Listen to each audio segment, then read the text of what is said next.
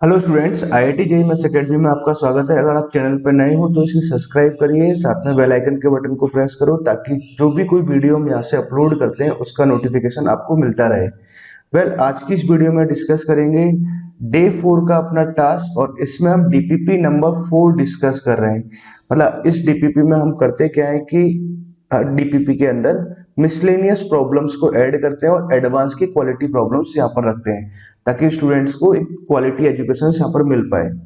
ठीक है स्टूडेंट, तो एक बार मैं आपको प्रॉब्लम्स दिखा देता हूँ। पहला problem, first, second, third problem आप देख सकते हो यहाँ पर। इन प्रॉब्लम्स को आप देख लीजिए, इनको आप अटेम्प्ट करिए। उसके बाद प्रॉब्लम नंबर 4, 5 एंड 6, ये कैसा है, वन और मोर देन करेक्ट प्रॉब्लम्स है, मतलब मोर देन आंसर करेक्ट है।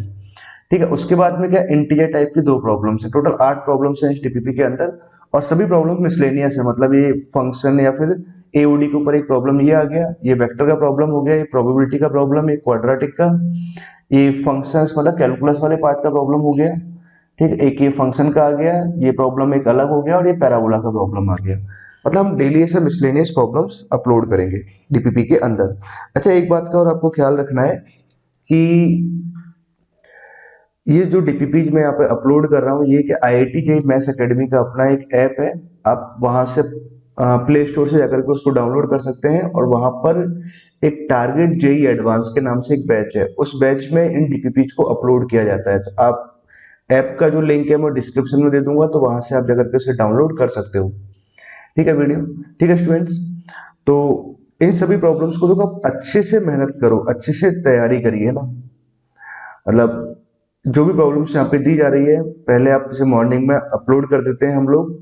तो मॉर्निंग में पहले प्रॉब्लम को आप ट्राई करो अच्छे ढंग से, दिन भर का टाइम आपके पास रहता है, और इवनिंग के टाइम पे हम क्या करते हैं, इसका सॉल्यूशन अपलोड कर देते हैं। अब स्टार्ट करते हैं, बहुत सारी बातें हो गई। तो डीपीपी नंबर, मतलब डे 4 का टास्क क्या है, डीपीपी नंबर 4। ठीक है, तो नाउ स्टार्ट करते हैं। प्रॉब्लम्स आपने देख ही रखा है ऑलरेडी। इस प्रॉब्लम्स को आप वीडियो को पॉज करके देख सकते हो, और चाहो तो इसका आंसर की यहाँ पर है। ठीक है स्टूडेंट, तो नाउ अब प्रॉब्लम स्टार्ट करते हैं। क्वेश्चन नंबर फर्स्ट सॉल्व करते हैं। क्वेश्चन नंबर फर्स्ट में क्या दे रखा है कि, एक बार, ठीक है, through the vertex of parabola Y square is equal to 4ax, मतलब Y square equal to 4ax का जो वर्टेक्स है वहां से through 2 chords are drawn, 2 chord को ड्रॉ किया, and circle on these chords as diameter intersect at a point. और हमने क्या किया, उन कॉर्ड्स पर कॉर्ड्स को डायमीटर मानते हुए सर्कल ड्रॉ किया। वो क्या कर रहे हैं, एक पॉइंट पे इंटरसेक्ट कर रहे हैं। अच्छा, पहला काम तो हम ये करते हैं, यहाँ तक का एक डायग्राम बनाते हैं। ठीक है, मान लो कि एक्स एक्सिस वाई एक्सिस तो हमारे पास ये रहा, एक पैराबोला हमने कुछ ये ले लिया। ठीक है, कलर थोड़ा चेंज करते हैं। मान लो एक कॉर्ड आपने ये लिया और दूसरा कॉर्ड ये ले लिया। मान लेते हैं कि दिस इज वर्टेक्स ओ ले लिया, यहाँ पर ए आ गया, यहाँ बी आ गया। जितना बोला हुआ है पहले वहां तक ड्रॉ करते हैं। सर्कल ऑन दीज कॉर्ड, इन कॉर्ड्स पे हमने सर्कल ड्रॉ किया, ओ ए को डायमीटर, मतलब कॉर्ड्स को डायमीटर लेते हुए ऐसे हम सर्कल ऐसे ड्रॉ कर लेते हैं। मान लो कि यहाँ कट कर रहा है। ठीक है, यहाँ तक की बात तो मैं समझ में आई। आगे उसने क्या बोला है, if A B, A and B be the angle है made with the x axis by the tangent at the other end of the chord, मतलब other end of the chord मतलब यहाँ पर और यहाँ पर। ठीक है, एंड ओके, ए और बी तो हमारे पास में क्या आ जाएगा, स्लोप ऑफ टेंजेंट हो जाएंगे ना, at the point of A and B, है ना। See with the angle made with the X axis, made with the x-axis by the line joining the vertex of the parabola and the point of intersection of circle। मतलब क्या हुआ कि मान लो कि यहाँ पर एक सर्कल आ गया वर्टेक्स, और ये सर्कल का पॉइंट ऑफ इंटरसेक्शन ही आ रहा है, इन दोनों को ऐसे ज्वाइन किया। ये जो लाइन आ रहा है इसने क्या किया, एक्स एक्सिस से जो एंगल बना रहा है, ये एंगल कितना है, सी एंगल है। यहाँ पर जो टेंजेंट ऐसे ड्रॉ की गई है, इसने एक्स एक्सिस से एंगल ए बनाया है। मान लो कि ऐसे एक टेंजेंट ऐसे ड्रॉ हुआ, सॉरी टेंजेंट गड़बड़ हो गया, तो एक बार ऐसे बना लेते हैं। मान लो कि यहाँ पर जब ऐसे टेंजेंट ड्रॉ कराएंगे, फिर से गड़बड़ है ना, मान लेते हैं कि एंगल बी है। ठीक है ये एंगल बना रहा है। तो आपसे क्या पूछा गया है, देन देन आपसे पूछा गया है cot A cot B plus M times of cot C बराबर कितना है, 0 दे रखा है, for some constant positive integer M, then the value of M is, तो एम का वैल्यू क्या रहेगा। ठीक है स्टूडेंट्स, तो ये प्रॉब्लम है। आई होप आपने प्रॉब्लम को अच्छे ढंग से पढ़ लिया होगा। पहले तो अपने एंड पे आप ट्राई करो and then see the solution. अच्छा अब देखो तरीका समझते हैं। मान लेते हैं पॉइंट ए के कोऑर्डिनेट हमने टी1 ले लिए। टी1 का मतलब हुआ ए टी1 स्क्वायर कॉमा 2a टी1। ऐसे सिमिलरली मैं पॉइंट बी के कोऑर्डिनेट ले लेता हूँ टी2। टी2 का मीनिंग क्या है, A T two square comma 2a T two. ठीक है, ये बात आपको समझ में आई। अच्छा अब एक बात क्या ध्यान रखना है, अच्छा पॉइंट टी वन पे अगर हम टेंजेंट ड्रॉ कराएं तो कितना आता है, आप सभी को याद होगा टी वन बराबर एक्स प्लस ए टी वन स्क्वायर, ये टेंजेंट आता है। यहाँ से अगर मैं स्लोप ऑफ टेंजेंट लिखूं तो y बराबर एम एक्स, तो कितना आ जाएगा 1/T1। तो स्लोप ऑफ टेंजेंट कितना आ जाएगा tan a, मतलब tan a का वैल्यू कितना आया 1/T1 आया। ठीक है, तो T1 का वैल्यू यहाँ से कितना आ जाएगा कॉट ऑफ ए आ जाएगा। एक बात तो समझ में आई। सिमिलरली अगर मैं यहाँ से स्लोप इसके लिए जब टेंजेंट लिखेंगे तो T2 बराबर आएगा, तो यहाँ से हम लिख सकते हैं tan b बराबर 1/T2। तो T2 बराबर यहाँ से कितना आया कॉट ऑफ b आ गया। यहाँ तक की बात तो हमें क्लियर हुई ना। अब हम बात करते हैं ओ सी वाले पॉइंट की ना। इस लाइन का हम स्लोप निकालते हैं। मान ली तो हमें इसका स्लोप ही चाहिए, अगर स्लोप मालूम चल जाएगा तो मैं डायरेक्ट tan c लिख देंगे ना। तो अब एक काम ये करते हैं, पहले तो हमने क्या किया, इक्वेशन ऑफ कॉर्ड लिखते हैं, सॉरी इक्वेशन ऑफ सर्कल हमने लिखा ओ ए को डायमीटर लेते हुए। ओ ए को डायमीटर लेते हुए अगर इक्वेशन ऑफ सर्कल लिखें, ओ ए को डायमीटर लेते हुए तो कितना आ जाएगा X minus zero X minus X one कितना है 81 स्क्वायर, प्लस में लिखेंगे y minus Y one into Y minus Y two. ये आता है equation of circle in diameter form. ठीक है, इसको सिंप्लीफाई किया, एक्स स्क्वायर का टर्म लिखा हमने, वाई स्क्वायर का टर्म लिखा, minus of 81 square into X minus of 282 into Y बराबर जीरो। ये इक्वेशन ऑफ सर्कल आ गया हमारे पास O H diameter. Now similarly क्या करते हैं, इक्वेशन ऑफ सर्कल लिखते हैं ओ बी एच डायमीटर, तो सेम ही आएगा, बस टी वन की जगह कितना आ जाना है टी टू आ जाना है। तो यहाँ पर हमने लिखा A T two square into X और 2a T2 इंटू में वाई बराबर जीरो, इतना आ गया। ठीक है, अब मेनली क्या है, ये सर्कल आ गया, मान लो ये S1 आ गया और ये S2 सर्कल आ गया। अच्छा हमें क्या चाहिए, इक्वेशन ऑफ इस लाइन जो है कॉर्ड है इसका स्लोप ही चाहिए। ठीक है, क्या लिखा हुआ, line joining the vertex of the parabola and the point of intersection of circle. ठीक है, तो that makes an angle C with the X axis, मतलब हमें इस लाइन का इक्वेशन चाहिए। अच्छा इक्वेशन ऑफ कॉमन कॉर्ड निकालना है, तो कॉमन कॉर्ड का इक्वेशन कितना आ जाएगा, S1 माइनस S2 बराबर जीरो। यही आ गया इक्वेशन ऑफ कॉमन कॉर्ड। इसमें से इसको सेपरेट कर दिया, इसमें से इसको सेपरेट किया, तो यहाँ से कितना आ गया minus of A into A T one square into X, और ये हो जाएगा plus of A T two square into X, ये आ गया एक्स की टर्म। तो वाई की टर्म की अगर हम बात करें तो माइनस ऑफ 2a, पहले वाले में टी वन आएगा बेटा ना, टी वन है, minus of 2a T1 into by one plus sine of 2a T2 into Y बराबर जीरो। ठीक है, तो एक काम ये करते हैं, यहां से माइनस ए एक्स कॉमन लेते हैं, तो ये कितना आया T1 square minus of T2 square आया ना। यहाँ से हमने माइनस ऑफ 2a कॉमन लिया है, 2a वाई कॉमन लेते हैं, अंदर कितना आया T1 माइनस T2 आया। ठीक है ना, T1 माइनस T2 तो आप चलो कोई दिक्कत नहीं। यहाँ से मैं स्लोप ऑफ कॉर्ड लिखते हैं, तो स्लोप ऑफ कॉर्ड कितना आ जाएगा, दैट इज स्लोप हमने लिखा that is equal to tan c के इक्वल आएगा। ठीक है, तो स्लोप जब लिखेंगे तो minus times of A upon भी लिखेंगे तो माइनस ऑफ ए, यहाँ से आया minus T1 square, sorry T1 square minus T2 square, upon में लिखेंगे minus 2a T1 minus T2, कुछ ऐसे आ गया, this is slope of chord, और ये कितना आ जाएगा tan c आ जाएगा।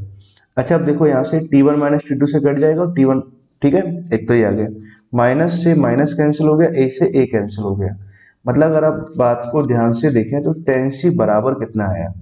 ठीक है, तो यहाँ से तो आ गया हमारे पास में माइनस हाफ, और यहाँ ऊपर क्या बच गया T1 प्लस T2 बच गया। ठीक है, इसको इधर मल्टीप्लाई कर देते हैं और इसको इधर ले आते हैं। अच्छा T1 T2 का वैल्यू कितना आ रहा था, T1 का वैल्यू कॉट है और T2 का वैल्यू कॉट भी आ रहा था, तो एक काम करते हैं इस वैल्यू को पुट कर देते हैं, इसको इधर ले गए तो 2 टाइम्स ऑफ tan c बराबर माइनस का ऐसे इधर ले जाते हैं और इसको लिख देते हैं cot of A plus cot of B. ठीक है, तो क्या कंडीशन आया मेरे पास, cot A plus cot B plus में कितना आ जाएगा 2 टाइम्स ऑफ tan c बराबर जीरो आया। ठीक है, इतना आ गया। अब कंपैरिजन से वहां पे क्या दे रखा था, ये दे रखा था m का वैल्यू है ना, if cot A plus cot B plus M times of tan C बराबर जीरो है तो एम का वैल्यू क्या रहेगा, तो भाई कंपैरिजन में क्या बोल दूंगा, एम का वैल्यू कितना आ जाएगा, 2 आ जाएगा। तो क्या आंसर आया, दैट इज आंसर। ठीक है स्टूडेंट, एम का वैल्यू 2 आया तो कौन सा ऑप्शन करेक्ट हुआ, ऑप्शन ए। क्या दे रखा है, फर्स्ट का ए ऑप्शन दे रखा है ना, that is correct. Clear student, I hope आपको ये प्रॉब्लम समझ आ गया होगा ना, बिल्कुल भी डिफिकल्ट प्रॉब्लम नहीं है और परफेक्ट जेई एडवांस प्रॉब्लम है ना, आसान सा और थोड़ा घुमावदार है ना।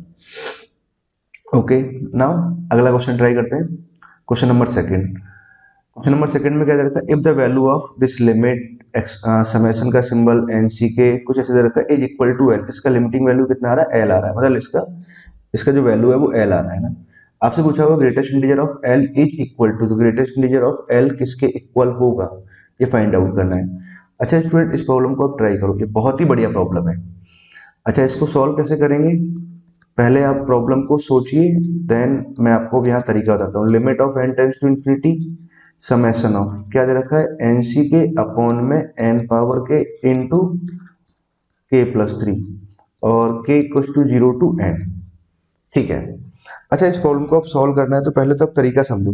तो कुछ तो तरीका हो सकता है कि आप लिमिट के हिसाब से सोचें, या कई बार हो सकता है आप सोचें या फिर बाइनोमियल के हिसाब से सोचें। अब देखो, ना तो इस प्रॉब्लम में लिमिट लगना है ना ही बाइनोमियल, या फिर मैं कहूँ कि लिमिट भी लगना है, बाइनोमियल भी लगना है और बहुत कुछ भी लग जाना है इसके अंदर। ठीक है, थोड़ा थोड़ा हिंट देते हैं। अच्छा देखो, पहले तो समझो, आपने बाइनोमियल के हिसाब से सोचते हैं कि मान लो बाइनोमियल में पता होता है N C R upon R plus one, इसका आप समेशन कितना लिखते हैं, one upon N plus one, N plus one C R plus one. अगर मान लो एक और टर्म होता तो फिर से फॉर्मूला लगा देते, मतलब कंबाइंड कर देते। अब बाइनोमियल के अकॉर्डिंग सोचे तो k प्लस वन के प्लस टू को ऊपर नीचे मल्टीप्लाई डिवाइड करके 3 बार फॉर्मूला लगाएंगे। ठीक है, तो टर्म तो आ जाएगा पर n पावर k फंसा रह जाएगा, मतलब बाइनोमियल वाला तरीका नहीं काम करेगा। अच्छा, लिमिट के हिसाब से सोचे तो r अपॉन एन का मतलब k अपॉन एन का फॉर्म बनाना है, तो वो कैसे बनाएंगे ना, वो भी नहीं बन रहा। अब क्या तरीका लगा सकते हैं, तो अब सोचिए तरीका ना, अब ध्यान से समझो। अच्छा, पहले तो इस टर्म को फोकस करो, वन अपॉन के प्लस थ्री, एक्चुअली यही टर्म बड़ा काम का था। अब आप ये सोचो कि अगर ये किसका इंटीग्रेशन आया है, तो ध्यान से देखें तो इसको मैं ऐसे लिख सकता हूँ, एक कम पावर जाएगा तो k plus two D x, और इसका लिमिट लगाया मैंने जीरो टू वन, मतलब जीरो टू वन में अगर x power k plus two को इंटीग्रेट कराओगे तो ये आएगा k प्लस थ्री। सही बात है ना, इसका मतलब ये हुआ कि limit of n tends to infinity summation k equal to zero to N, N C K हमने लिखा अपॉन में एन के। ठीक है, तो यहां तक ऐसे लिख लेते हैं, तो zero to one X power K D X है ना, ऐसे कुछ है। अच्छा, एक और बात की, अगर इस इंटीग्रेशन के सिंबल को मैं बाहर ले जाऊं तो भी कोई फर्क नहीं पड़ने वाला यहाँ तक। ठीक है, तो यहाँ कितना आ गया, एक्स पावर के आया इंटू एक्स स्क्वायर लिख दिया और डी एक्स मैंने यहाँ लिख दिया। ठीक है, यहाँ तक की बात हमें क्लियर हुई। अब समझो बात को, खेल थोड़ा अभी बाकी है। अभी क्या कर सकते हैं, limit of N tends to infinity, तो जीरो टू वन तो यहाँ आ रहा है, summation of K equal to zero to N हमने लिखा, एन सी के यहाँ लिखा। अच्छा, इसको देखो, एक्स अपॉन के पावर में एक्स अपॉन एन और पावर में के into x square D x, ऐसे लिख सकते हैं। ठीक बात है, ऐसे लिखा जा सकता है।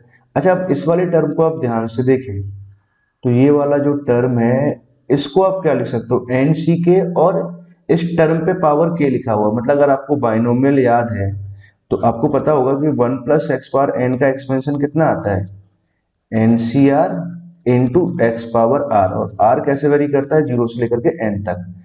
ठीक है, अगर आपको अब देखो एनसीआर जो टर्म यहाँ लिखा हुआ है, मतलब ये जो नीचे लिखा हुआ है लोअर सबस्क्रिप्ट है, वही क्या होना चाहिए, इसके पावर में आना चाहिए इस नंबर के। तो इसको मैं क्या लिख सकता हूँ, one plus X power N लिख सकते हैं। ठीक है, आई थिंक आपको ये बात पता होगा ना। नाउ, तो अगर अगर इसे समझा जाए तो limit of N tends to infinity zero to one, तो I can write one plus X upon N, power में कितना आ जाएगा, एन आ जाएगा, एक्स स्क्वायर डी एक्स। यहाँ तक की बात आई।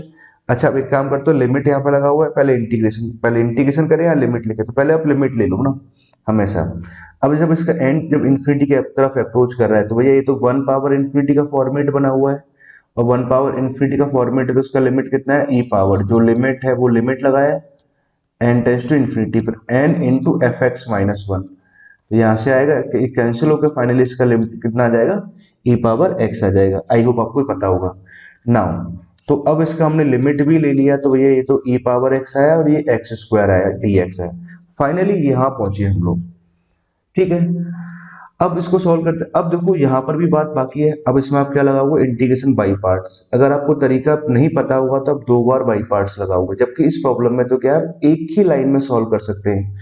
कैसे, एक्स स्क्वायर को बाहर निकालो, ई पावर एक्स का इंटीग्रेशन करेंगे, माइनस साइन लगाएंगे, फिर जिसको बाहर निकाला है उसका डिफरेंशिएशन करते हैं। यहाँ तक तो ऐसे ही करते थे। ठीक है, फिर अब उसके बाद क्या होता है, जो फर्स्ट फंक्शन है और ये सेकंड है, ठीक है, तो फर्स्ट को डिफरेंशिएट करते जाओ, सेकंड को इंटीग्रेट करो, तो ई पावर एक्स, फिर माइनस के बाद प्लस साइन लगाएंगे, यहाँ 2 आएगा और इसका इंटीग्रेशन ई पावर एक्स आ जाए। आगे डिफरेंशिएट कराएंगे तो 2 का 0 हो जाएगा, तो आगे जाने की हमें जरूरत नहीं है। अच्छा, ये कैसे किया है, सक्सेसिव बाई पार्ट्स कहते हैं इसे। ठीक है, तो इसका वीडियो यूट्यूब पे मैंने डाल रखा है, एक बार आप चेक करोगे तो मिल जाएगा। कुछ इस तरह का हेडिंग डाल रखा था थंबनेल में, जो फोटो रहता है ना उसमें, कि एक ही लाइन में ऐसे इंटीग्रेशन सॉल्व करें, कुछ इस तरह का है ना, तो आप देख लीजिएगा ना, जिनको अगर यहाँ पर दिक्कत है तो। ई पावर एक्स तो मैंने सबसे कॉमन ले लिया, अंदर आया x square minus 2x plus का 2 आ गया। नाउ लिमिट आ जाएगा 0 to 1। ठीक है, अब लिमिट पुट करते हैं, तो ई आ जाएगा, एक्स इक्वल टू जब 1 पुट कराएंगे तो ये कैंसिल हो जाएगा, फाइनली इसका वैल्यू 1 आएगा, माइनस ऑफ ई पावर 0 पे तो कितना हो जाएगा 1, 1 जब पुट कराएंगे, 0 पुट कराएंगे, 0 0 और यहाँ 2 आ गया, मतलब फाइनली कितना है, ई माइनस ऑफ 2 आ गया, इसका जो आंसर आया। ठीक है स्टूडेंट, तो इसका जो वैल्यू कितना आ रहा है, ई माइनस 2 आ रहा है, और मान लो इसकी वैल्यू एल आ रहा है, तो हमसे क्या पूछा है, ग्रेटेस्ट इंटीजर ऑफ एल पूछा हुआ है।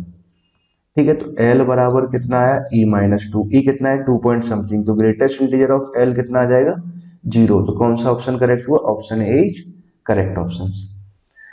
क्लियर, क्या दे रखा है, सेकंड का ऑप्शन ए दे रखा है। ठीक है, करेक्ट है। क्लियर स्टूडेंट, आई होप आपको ये प्रॉब्लम समझ आ गया होगा, और इस प्रॉब्लम को समझने के बाद थोड़ा मजा भी आया होगा ना, मतलब अलग तरह की प्रॉब्लम्स थी, तो थोड़ा आपको जितनी आप प्रैक्टिस करते हो ना मैथ्स में, उतना आपको काम आता है। और थोड़ा एडवांस के लिए क्या है कि आपकी प्रैक्टिस अच्छी होनी चाहिए, और बाकी तो सिर्फ कॉमन सेंस काम करता है ना। अगला प्रॉब्लम देखते हैं, क्वेश्चन नंबर 3। अच्छा, क्वेश्चन नंबर 3 को मैं यहाँ सॉल्व नहीं कर रहा, कारण क्या है कि इसको डीपीपी नंबर 1 में सॉल्व किया हुआ है। तो जिनको अगर नहीं मालूम है तो पहले डीपीपी नंबर 1 देखें, और वहां पर जाकर के इस प्रॉब्लम को वहां से आप वीडियो सोल्यूशन इसका देख सकते हो ना। ओके स्टूडेंट्स, ना आगे की तरफ मूव करते हैं, अगला प्रॉब्लम। अच्छा, ये वाला प्रॉब्लम भी बहुत ही बढ़िया प्रॉब्लम है। क्या दे रखा है, एक फंक्शन एफ है, 0 to इन्फिनिटी में डिफाइंड है, 0 to इन्फिनिटी से आर में डिफाइंड है, मतलब डोमेन ये है और कोडोमेन ये है। बी ए डिफरेंशिएबल फंक्शन, ये डिफरेंशिएबल फंक्शन है satisfying the equation f of x y, एक फंक्शनल इक्वेशन को सेटिस्फाई कर रहा है। अच्छा, इस तरह की बहुत सारी प्रॉब्लम्स होती हैं जो फंक्शनल इक्वेशन को सेटिस्फाई करे। ठीक है, और एक्स और वाई पॉजिटिव दे रखा है, तो और एफ डैश वन का वैल्यू ये, 4 ऑप्शन दे रखे हैं, कौन सा पॉजिटिव नेगेटिव हमें ये फाइंड आउट करना है।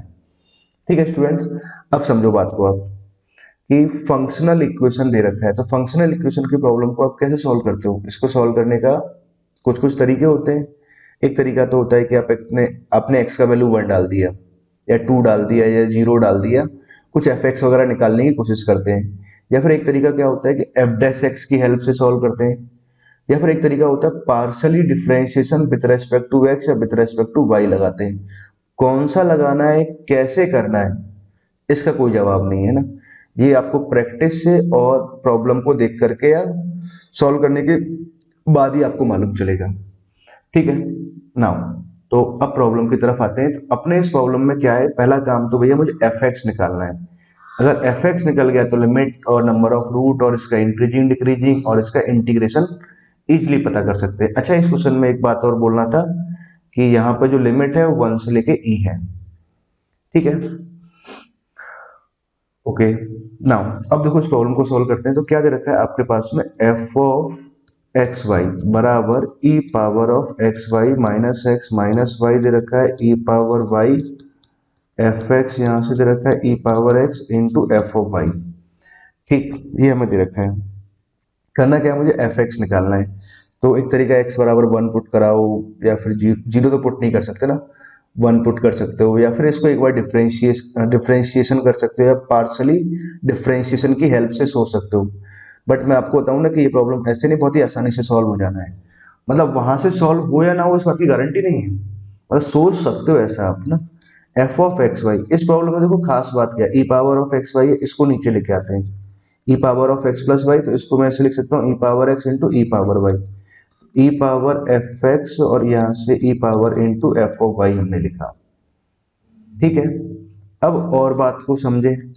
अच्छा यहाँ से समझो, इस वाले पार्ट को अगर मैं अंदर भेज दूं, ई पावर वाई कट जाएगा, मतलब यहाँ से तो कितना आ जाएगा एफ एक्स अपॉन ई पावर एक्स, यहाँ से कितना आएगा f of y upon E power y. ठीक है, तो अब सिमेट्रिक आ रहा है, तो ई पावर यहाँ एक्स वाई बचा, इसको भी मैं इधर भेज देता हूँ। तो f of x y E power of x y, तो हमने यहाँ से लिखा एफ एक्स अपॉन ई पावर एक्स और f of y upon E power Y लिखा। अब बात को समझो, अब देखो ध्यान से, ये ऐसे कुछ टर्म लिखा हो, मान लो इसको मैंने जी एक्स माना थोड़ी देर के लिए, ये क्या आ जाएगा जी ऑफ वाई आ जाएगा। ठीक, और इसको ध्यान से देखें तो ये कितना आ रहा है जी ऑफ एक्स वाई आ जाएगा। ठीक है, तो यहां से आप देख करके एक बात बोल सकते हो, कुछ लॉग जैसी कुछ प्रॉपर्टी लगी हुई है, मतलब जी एक्स को मैं क्या मान सकता हूँ के इंटू एल एन एक्स मान सकते हैं। ठीक है, आप सेटिस्फाई करा के देख लो कैसे। आपने जी ऑफ एक्स वाई निकाला, कितना आया k l N of x y, तो के एल एन एक्स हमने यहाँ से लिखा, फिर एल एन बाई आएगा, के को मल्टीप्लाई कर देंगे के एल एन बाई। तो ध्यान से देखिए, तो ये तो कितना है जी एक्स है और ये कितना है जी ऑफ वाई है। हाँ ठीक है, मतलब सेटिस्फाई कर रहा है, तो ये फंक्शन यही रहा है ना। नाउ अब क्या करना चाहिए, जी एक्स है क्या एक्चुअली में एफ एक्स अपॉन ई पावर एक्स, तो जी एक्स का वैल्यू पुट कर दिया आपने एफ एक्स अपॉन ई पावर एक्स। तो एफ एक्स अगर कैलकुलेट करें तो ई पावर के into E power X into L N X, ये निकल के आया एफ एक्स। ठीक है, अच्छा के को भी निकालने के लिए कुछ ना कुछ उसने दे रखा था, क्या एफ डैश वन कितना ई है, मतलब इसको आपने एक बार डिफ्रेंशिएट किया। तो डिफ्रेंशिएट करने का तरीका बड़ा आसान सा है, ई पावर एक्स को तो अपने बाहर निकाला, ठीक है, तो के है ना, ई पावर एक्स को बाहर निकाला, एल एन एक्स का वन अपॉन एक्स आया, एल एन एक्स को बाहर निकाला, ई पावर एक्स का ये आ जाएगा, ई पावर एक्स आ जाएगा।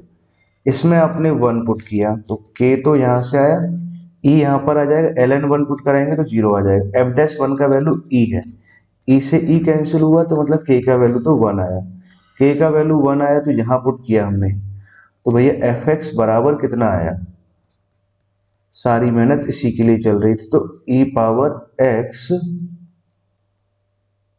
तो ये आ जाएगा E power X into L N X, इतना आया एफ एक्स। ठीक है, तो पहला काम तो हमारे पास एफ एक्स निकालना हुआ, तो ये एफ एक्स निकाल दिया।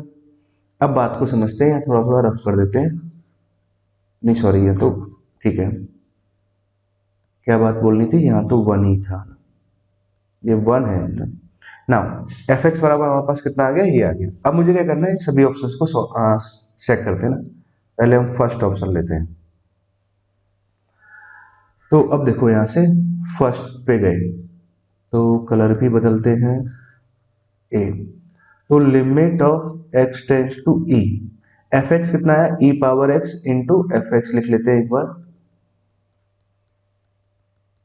ई power X into L N X आया, तो ई power X, sorry F X का वैल्यू लिखा E power X into L N x minus of E power X upon में एक्स माइनस ई, ये आ गया, ई पावर एक्स को अपने बाहर निकाला, l N x minus one upon में कितना आया एक्स माइनस ऑफ ई आया, क्या लिखा है हमने, हाँ सही है ना, limit of X tends to E, X E को अप्रोच कर रहा है, ई पावर एक्स है। ठीक है, अच्छा अब देखो स्टूडेंट एक बात समझो, यहाँ पे इसको मैं ऐसे लिख सकता हूँ कि एल एन एक्स यहाँ पे लिखा हुआ है, एक्स को एक्स प्लस ई से रिप्लेस कर देते हैं, तो यहाँ पर एक्स प्लस ई आ जाएगा, एल एन ई यहाँ से आ जाएगा, हाँ ठीक है ना, ऐसा कुछ बोल सकते हैं आप लोग। अच्छा एक बात समझो,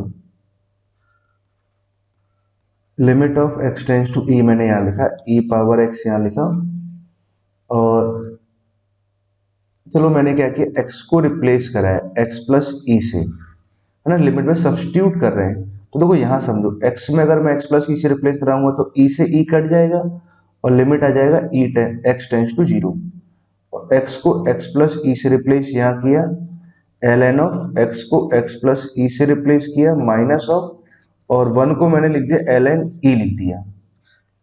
ठीक है, अपॉन में मैंने जब रिप्लेस कराया तो x को x प्लस ई और माइनस ई, ठीक है, सब्स्टिट्यूट कर दिया लिमिट को ना। ना उसके बाद में limit of x tends to zero E power of x plus E, तो यहाँ से लिखा। अब इस लिमिट को मैंने यहाँ डिवाइड किया ना, L N M minus L N M किया, तो ये आ जाएगा L N of one plus X upon E आ गया। अपॉन में यहाँ कितना आ रहा है, एक्स आ रहा है। अच्छा, अब इसका तो देखो ई से ऊपर नीचे मल्टीप्लाई और डिवाइड कर देते हैं। जब x जीरो को अप्रोच कर रहा है तो ये जीरो को अप्रोच कर रहा है, और सेम क्वांटिटी यहाँ लिखा हुआ है, ये भी जीरो को अप्रोच कर रहा है, तो भाई ओवरऑल तो कितना आ जाएगा, तो फॉर्मूला होता है, इसका लिमिटिंग वैल्यू कितना आ जाएगा, 1 आ जाएगा। ठीक है, तो फाइनली हमारे पास क्या आंसर आया, इसे मैं यहाँ लिखता हूँ आंसर को।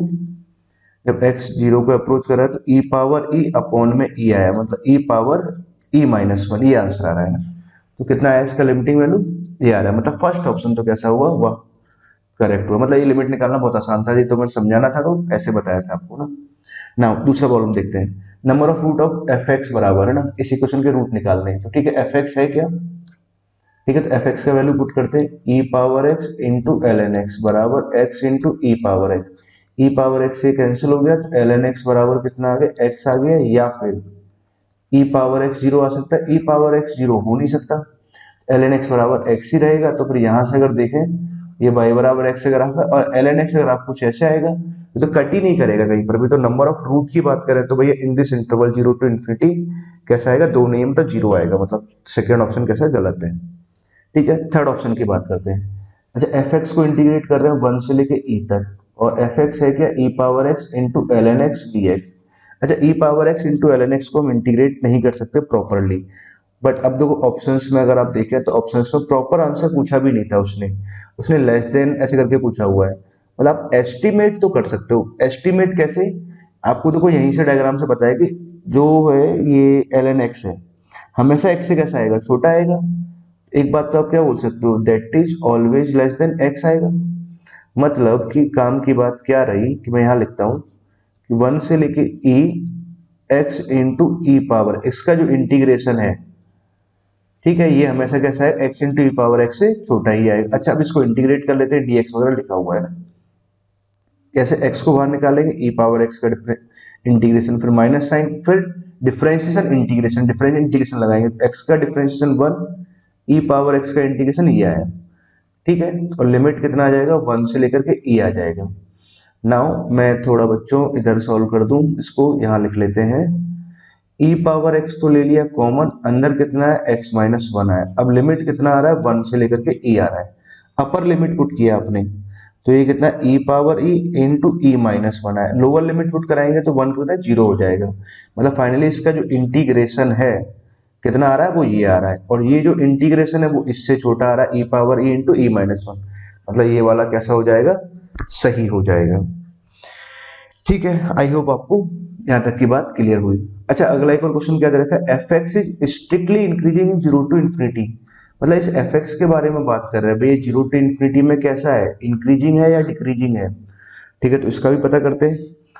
ठीक है, तो क्वेश्चन बढ़िया था ना, तो चलो इसको यहीं पता कर लेते हैं। ये नीचे चला जाएगा क्या पोर्शन, हाँ, क्या बात है, टेक्नोलॉजी का यही तो फायदा है। एफ एक्स बराबर क्या लिखा हुआ फंक्शन, ये है E power X L N x. ठीक है, तो इसको आपने डिफ्रेंशिएट किया, तो ई पावर एक्स, इंक्रीजिंग डिक्रीजिंग पता करना है तो डिफरेंट एफ डैश एक्स निकालेंगे, ई पावर एक्स को बाहर निकाला, एल एन एक्स का one upon x, L N x को लिखा, ई पावर एक्स का इतना आ गया, ई पावर एक्स को ले लिया कॉमन, और एलसीएम लिया तो one plus x L N x upon में कितना आया, एक्स आया। ठीक है, अब दो ई पावर एक्स पॉजिटिव है, एक्स ग्रेटर देन जीरो की बात चली रही है ना, बोल ही रखा है, एल एन एक्स है तो वैसे भी पॉजिटिव ही आना है ना। अब सारी बात कहाँ चलेगी, कहाँ चली गई है ना, सारी बात चली गई थी one plus x L N x पे चली गई। अच्छा, तो अब इसको इंटीग्रेट, मतलब सॉरी, इसके बारे में पता करना है कि ये कैसा टर्म होगा कैसा नहीं होगा। लेट अब इसको भी समझ लेते हैं, समझो बेटा ध्यान से, ये टर्म कैसा आएगा, पॉजिटिव आएगा या नेगेटिव आएगा। एक काम करता हूं, मैं इसका डायग्राम ड्रॉ करते हैं, जी एक्स का, जी एक्स मान लेता हूं उसको one plus x L N x. ठीक है, समझो, एक्स वन पे तो जीरो हो रहा है, और इस वन पे तो कितना जाएगा, ये जीरो हो जाएगा, वैल्यू वन आ रहा है। एक काम करते हैं, जी डैश एक्स निकालते हैं, जी डैश एक्स निकालेंगे, इतना समझ में आता है जब डायग्राम बनाएंगे तो जीरो के बाद ही आएगा डायग्राम, ठीक है। जी डैश एक्स निकाला तो वन का तो जीरो है, एक्स यहाँ पर आया, एल एन एक्स का आ जाएगा one upon x, L N x को एज इट इज लिखा और एक्स का वन लिखा हमने, मतलब इसका जो डिफ्रेंशिएशन कितना आ रहा है one plus L N X आ गया ना, ये आया। इसको आपने जीरो पुट किया, एल एन एक्स बराबर कितना है माइनस वन, तो एक्स बराबर आ जाएगा ई पावर माइनस वन, मतलब काम की बात क्या आ रही, एक्स बराबर ई पावर माइनस वन, फिर एफ डैश एक्स जीरो, जी डैश एक्स जीरो आया तो माइनस ई, इससे कम वैल्यू नहीं तो ई पावर माइनस टू पर, तो ई पावर जब माइनस टू पुट कराएंगे, मतलब एफ डैश एक्स की बात कर रहे हैं, सॉरी जी डैश एक्स की बात कर रहे हैं, यहाँ पर साइन डायग्राम बना रहा हूँ मैं ना, इतना से पोर्शन को ध्यान दो। जब x का वैल्यू इसे मान लो इससे कम लिया, ई पावर माइनस टू लिया, तो वैल्यू नेगेटिव हो जाएगी, मतलब जी डैश एक्स इससे पहले नेगेटिव आ रहा है, इसके बाद अगर वैल्यू यहाँ पर अगर जीरो आया, इस पॉइंट पे जीरो आया, इससे पहले नेगेटिव है, तो यहाँ कैसा आना है पॉजिटिव ही आना है, ठीक है। तो आपको ये बात समझ में आई कि फंक्शन यहाँ से ऐसे डिक्रीज कर रहा है, उसके बाद फिर इंक्रीज कर रहा है, इतनी सी बात हमें समझ में आएगी ना। अच्छा, वन अपॉन ई पर अगर मैं वैल्यू निकालूं, जी ऑफ वन अपॉन ई, ये कितना आ रहा है, तो यहाँ जब पुट कराएंगे तो वन आ जाएगा, वन अपॉन ई यहाँ से आ जाएगा L N of one upon E, तो ई पावर माइनस वन कराएंगे तो माइनस वन आया, मतलब कितना आया वन माइनस वन अपॉन ई वैल्यू आएगा, मतलब पॉजिटिव ही आया, मतलब वन अपॉन ई पर वैल्यू पॉजिटिव आ रही है, कहने वाली बात तो ये है, ठीक है। अच्छा, जब x जीरो को अप्रोच कर रहा है, तो अब देखो x जब जीरो को अप्रोच कर रहा है तो x tends to zero limit निकालते हैं इस वाले पार्ट की, तो ये जीरो को अप्रोच करेगा और ये माइनस इन्फिनिटी को अप्रोच करेगा, तो एक काम करते हैं इन्फिनिटी अपॉन इन्फिनिटी फॉर्म बनाते हैं, l N x upon one by x, तो इसको डिफ्रेंशिएट किया तो वन अपॉन एक्स, यहाँ से आया minus one upon of x square, तो इसे कट के तो ऊपर x आ जाएगा माइनस एक्स आएगा। जब x जीरो को अप्रोच कर रहा है, तो ये कहाँ अप्रोच कर रहा है, जीरो को ही अप्रोच कर रहा है ना, ये तो माइनस एक्स, ये जीरो को अप्रोच किया, मतलब क्या रहा है, जब x जीरो को अप्रोच कर रहा है तो इसका लिमिटिंग वैल्यू जीरो आ रहा है, कहने वाली बात ये थी। और यहाँ पे कितना वन लिखा हुआ है, तो मतलब फाइनली ये वन से ऐसे स्टार्ट हो रहा है, ठीक है। वन पे वैल्यू वन आई, ई पे वैल्यू वन से कम आ रही है, कुछ ऐसे आ रहा है, उसके बाद फिर ग्राफ इंक्रीज ही कर जा रहा है, ये जब x वन से बड़ा रहेगा इन्फिनिटी पे, ये भी इन्फिनिटी इन्फिनिटी, तो कुछ ऐसे आ गया, मतलब काम की बात क्या रही बेटा, कि ये वाला जो पूरा पोर्शन था इसका जब मैंने ग्राफ बनाया तो ये कैसा आया, पॉजिटिव आया, तो ये पॉजिटिव ये पॉजिटिव ये पॉजिटिव, तो एफ डैश एक्स पॉजिटिव आया, एफ डैश एक्स पॉजिटिव आया, तो भाई हम क्या बोल सकते हैं कि फंक्शन एफ एक्स जो है ये कैसा है, strictly increasing in zero to infinity, ठीक है। तो क्या रहा हमारे पास में क्वेश्चन नंबर फोर्थ का ऑप्शन ए सी और डी आ रहा है ना, क्या क्या दिया था, फोर्थ का ए सी डी, पांच का याद रखते हैं बी और सी आ रहा है ना। नाउ आगे चलते हैं, क्वेश्चन नंबर फिफ्थ क्या दे रखा है, वाह, क्वेश्चन नंबर फिफ्थ भी बहुत बढ़िया प्रॉब्लम है ना, बहुत आसान सा प्रॉब्लम है। अच्छा, क्वेश्चन नंबर फिफ्थ में कुछ बात सिखाते हैं, सीखने सिखाने वाली बातें, the smallest positive integral value of A, ठीक है, for which greater root of this equation, इस इक्वेशन का जो बड़ा रूट है, दो रूट आएंगे क्वाड्रेटिक के, lies between root of equation, इस इक्वेशन के रूट्स के बीच में लाई कर रहा है, ठीक है, इज लेस देन, जो integral value of smallest positive integral value of ए जो आ रहा है वो किससे छोटा है, ये पूछा हुआ है, चार ऑप्शंस भी अलग अलग तरह के ऑप्शंस दे रखे हैं। ओके स्टूडेंट्स, नाउ से सॉल्व करते हैं ना, आप लोगों ने शायद आई थिंक पूरा भरपूर ट्राई कर लिया होगा, तो मैं सिर्फ सॉल्व करता हूँ। एफ एक्स बराबर, तो कितना है एक्स, सॉरी क्वाड्रेटिक है, तो x square minus of a square plus A plus one into x A square plus one बराबर जीरो, ठीक है। अब ग्रेटर रूट के बारे में बात कर रहे हैं, तो देखो पहला काम तो स्टूडेंट क्या करना चाहिए आपको, इसके रूट देखो, रूट क्या आ रहे हैं। अच्छा, कभी भी से क्वाड्रेटिक इस तरह का दे रखा होता है ना कुछ इस तरह का, पजल्ड टाइप से रह रहा होता है, तो एक बार इसे देख लिया करो कहीं इसके रूट तो नहीं निकल रहे, क्योंकि कई बार रूट जब निकल जाते हैं ना तो प्रॉब्लम बहुत आसान हो जाता है, ठीक है। नाउ तो एक काम करते हैं, सिंप्लीफाई करके देखते हैं क्या इसके रूट आ रहे हैं, क्या एक्स बराबर, आप वो श्रीधराचार्य फॉर्मूला लगा सकते हैं, या फिर कुछ सिमेट्री समझ सकते हैं, कैसे ए स्क्वायर प्लस वन यहाँ आ रहा है, मैंने क्या किया ए और एक्स को इसके साथ लिखा, x square minus of a x, ठीक है, minus sine of x into a square plus one, plus में a into a square plus one बराबर जीरो, ऐसा कुछ देखा।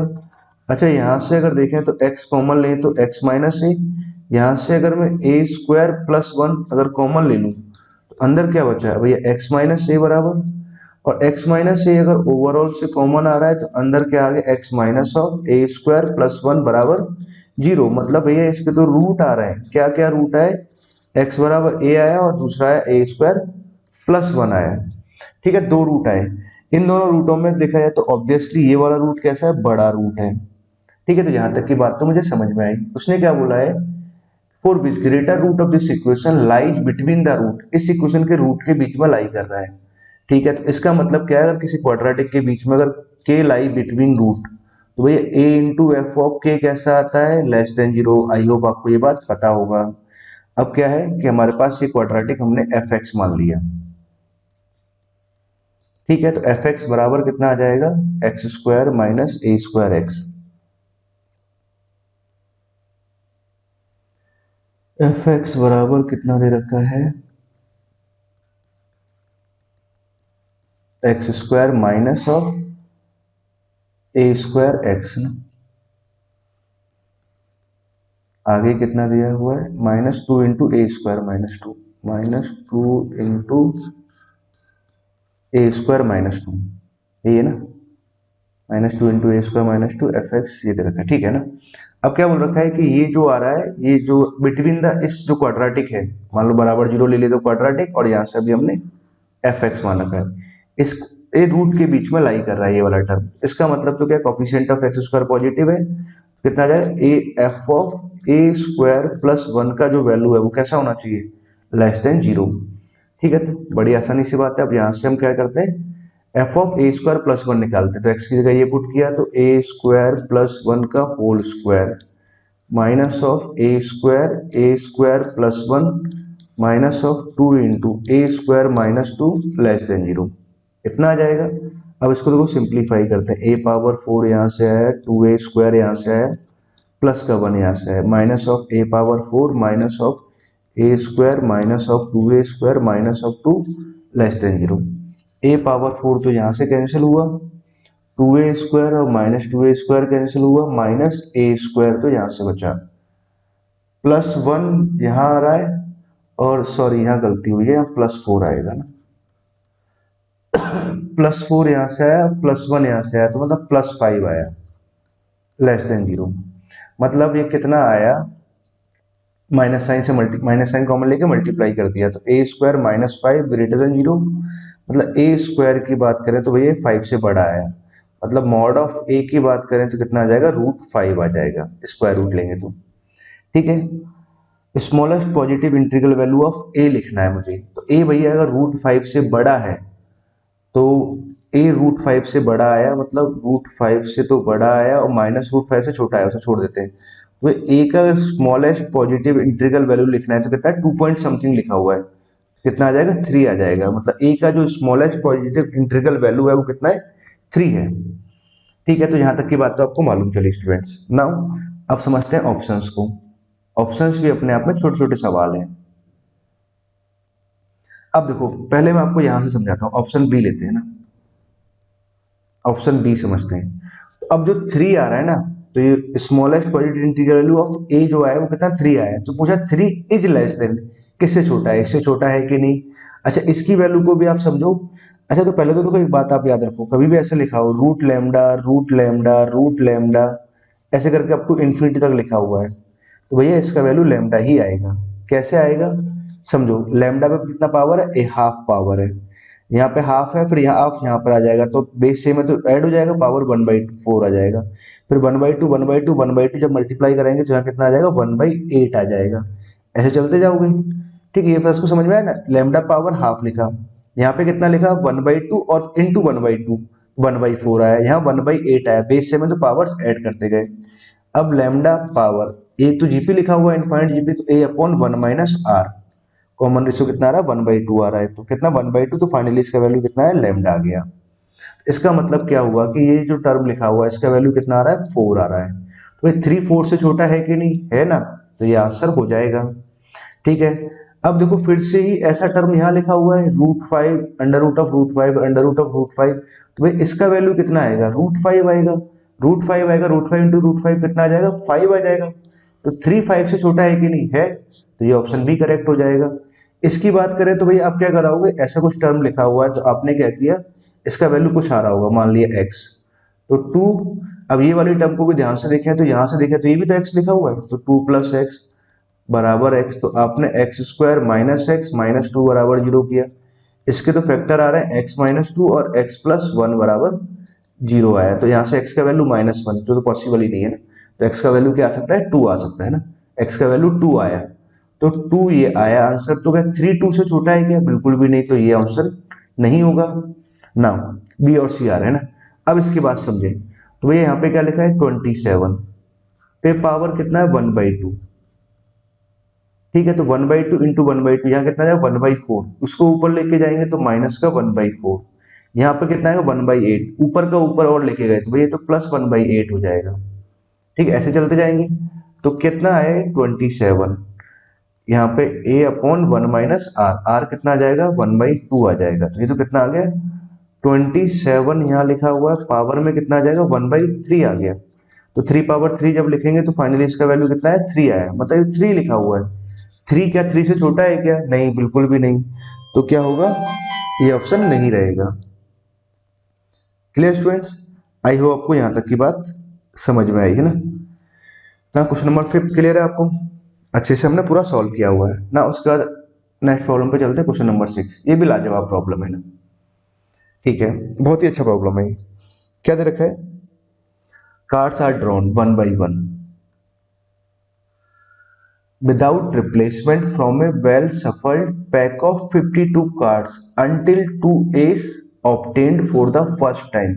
अगर फर्स्ट टाइम जैसे 2 एस आ जाएंगे तो अपना क्या है कि जो कार्यक्रम है उसे रोक देंगे। If n is the number of card required to be drawn, मतलब n कार्ड की अगर हमें जरूरत पड़ रही है then the probability n equal to small n बराबर इतना आ रहा है, where k a b c n सब नेचुरल नंबर है, a greater than b greater than c ऐसे दे रखा है, तो आपसे इसका आंसर पूछा हुआ मेनली क्या है, मुझे प्रोबेबिलिटी फाइंड आउट करना है। ठीक बच्चों, तो कैसे निकालेंगे, अब इसको आप समझिए ध्यान से। देखो पहले तो प्रॉब्लम को अच्छे ढंग से ट्राई करो, मैं पहले इसका मीनिंग समझा देता हूँ। मान लो कि आपने क्या किया, cards are drawn 1 by 1 from a well shuffled 52 cards until 2 aces, मतलब 2 1 के जैसे आ जाएंगे तो अपना कार्यक्रम रोक देंगे। ठीक है, n cards, n is the number of card required to be drawn, मान लो कि आपने क्या किया, जैसे कार्ड्स निकाल रहे हैं 2 1 के आ गए, मतलब आपने से 5 कार्ड आपको ड्रॉ करने पड़े, सपोज करो एग्जांपल, भैया एक कार्ड पे यहाँ पे लास्ट में तो कितना आना चाहिए, इक्का आना ही चाहिए, मतलब एक इक्का आ गया, तो बचे हमारे पास कितने 4 कार्ड, तो मान लो आपने एक कार्ड यहाँ निकाला, ठीक है, मान लो कि आपने पहला कार्ड निकाला कार्ड 1, फिर मान लो आपने दूसरा कार्ड निकाला, मान लो आपने तीसरा कार्ड निकाला और ये इक्का आ गया, फिर आप चौथा कार्ड निकाला और फिर आपने क्या किया पांचवा कार्ड निकाला, तो वहां इक्का आ ही रहा था, तो वहां तो गेम खत्म हो जाएगा, तो हमें इस बात की प्रोबेबिलिटी फाइंड आउट करना है। ठीक है, अब समझो बात को ध्यान से अच्छे से ना, तो क्या हुआ हमारे पास में, जनरलाइज करते हैं कि भाई एन कार्ड हमने निकाले, तो मान लो लास्ट में इक्का आना चाहिए, तो इससे पहले वाले बचे हुए जो सेगमेंट है, अब कितने सारे कार्ड बचे, n-1 कार्ड है इधर, अगर हमें एन कार्ड निकालने की जरूरत पड़ी, ठीक है, तो लास्ट वाले कार्ड पे तो इक्का आना चाहिए, तो इससे पहले वाले कितने हो गए n-1 कार्ड हो गए, तब n-1 कार्ड में एक इक्का होगा और बाकी के अदर कार्ड्स हो रहे होंगे, इस बात की मुझे प्रोबेबिलिटी लिखना है। अच्छा एक और चीज है, इसमें 2 शब्द हैं, 1 by 1, ठीक है, अब थोड़ा वीडियो लेंथी हो रहा है तो 1 by 1 में यहाँ पे इसके एग्जांपल से समझाते हैं ना। आप लोग क्या करना, जब जो प्रूफ करने वाला हूँ इसमें n बराबर 5 पुट करके ये सेटिस्फाई कराना है, इसकी प्रोबेबिलिटी पहले आप अपने हिसाब से निकाल सकते हैं ना। चलो मैं बताता हूँ ना क्या कह रहे हैं अपने। ठीक है, तो यहाँ तक की बात तो आपको समझ में आ चुकी, तो अब क्या करना चाहिए मुझे कि मैंने क्या किया 1 by 1 की जगह मैं कॉम्बिनेशंस लेके चल रहा हूँ ना, आपको समझ में आ जाएगा क्यों से आंसर्स आ रहे हैं। मैंने क्या किया 52 कार्ड्स हैं टोटल, उसमें से n-1 कार्ड का सिलेक्शन कर लिया विदाउट एनी कंडीशंस। ठीक है, अब क्या चाहिए हमारे पास में कि n-1 कार्डों में से इनमें से एक इक्का है, तो 4 में से एक इक्का आ गया, बचे कितने हमारे पास 48 कार्ड, तो मैं टोटल n-1 कार्ड ड्रॉ करने, तो यहाँ से हमने n-2 कार्ड ड्रॉ कर लिए। ये तो हमारे पास क्या आ गया, इस बात की प्रोबेबिलिटी जब शुरुआत में क्या हुआ एक इक्का आया ना। अब बचे हमारे पास कितने कार्ड, 52 कार्ड में से n-1 कार्ड ले लिए हमने। तो भैया 52 में से अगर n-1 कार्ड हटा देंगे तो कितने कार्ड बचे, 53 माइनस n। अब 53 माइनस n में से मुझे क्या करना है, एक इक्का निकालना है, मतलब यहाँ इक्का आना ही आना है। तो कितने इक्के, एक तो निकल गया, 3 इक्के बचे, 3 में से कोई सा भी एक इक्का ले लिया। ठीक है, तो ये हमारे पास में क्या आ गया, रिक्वायर्ड प्रोबेबिलिटी आ गया। समझ आई बात आपको, आई होप आपको समझ गया होगा ना। दिस इज द आंसर ना। ना इसके बाद तो उसको सिंप्लीफाई करना है। सिंप्लीफाई कैसे करेंगे, 48 फैक्टोरियल तो हमने यहाँ लिखा, अपॉन में लिखेंगे n-2 फैक्टोरियल। ठीक है, यहां से आ जाएगा n-r, तो 50 माइनस n फैक्टोरियल। यहां तक की बात हमें समझ में आई। इनटू में कितना आया, 4 आया, ये लिखा हमने ना। ना अपॉन में इस टर्म को लिखते हैं, तो यहां से कितना लिखेंगे, 52 फैक्टोरियल। अपॉन में टर्म आएगा n-1, तो उसको ऊपर ले जाते हैं, n-1 फैक्टोरियल। अब क्या अपॉन में आएगा n-r, तो ये बनेगा भैया 53 माइनस n फैक्टोरियल। यहां तक की बात हमने इसको सिंप्लीफाई किया। यहाँ 3 लिखा हुआ है और यहाँ लिखा हुआ है 53 माइनस n। अब समझना बात को इससे आगे। अब क्या करना चाहिए हमें, तो 48 तो यहाँ लिखा है ना, 48 फैक्टोरियल। चलो थोड़ा तरीके से लिख लेते हैं। 4 यहाँ लिखा हुआ है, n-1 फैक्टोरियल यहाँ है, 53 माइनस n फैक्टोरियल, एक और बार लिख ही लेते हैं ना। और यहाँ पर आ जाएगा n-2 factorial, 50 minus n factorial, और यहाँ से 52 फैक्टोरियल, और 3 इंटू 53 अपॉन n, ऐसे कुछ लिखा हमने। ठीक है, अब देखो बात को समझें। 42 को अगर मैं लिखूं 52 फैक्टोरियल को, तो 52 यहाँ से लिखते हैं इस पेन से, 52 51 और 50 52 51 50 49, और फिर क्या लिखेंगे 48 फैक्टोरियल। तो ये तो इससे कैंसिल हो जाएगा, ये बच गया। ठीक है, यहां से देखें तो अगर n-1 अगर मैं बाहर निकालूं, तो n-1 बाहर निकाला तो अंदर क्या बचा, n-2 फैक्टोरियल, ये इससे कट गया। 53 माइनस एन से अगर मैं बाहर निकालूं तो भाई 53 माइनस एन बाहर आएगा, इसका एक और कम किया तो 52 माइनस एन बाहर आएगा, एक और कम किया तो 51 एन माइनस बाहर आएगा। तो यहाँ क्या बच गया, 50 माइनस एन फैक्टोरियल, ये बच गया। इससे क्या हुआ, ये टर्म कट गया। ठीक है, तो काफी सारे टर्म्स कट गई। अच्छा 53 माइनस एन से ये वाला टर्म भी कट गया, तो क्या क्या बचा, तो 4 बचा। ठीक है, ऊपर से एक n-1 बचा, यहां से ये सब टर्म कट गया, और क्या बचा 52n, 52 माइनस एन और 51 माइनस एन, ये बचा।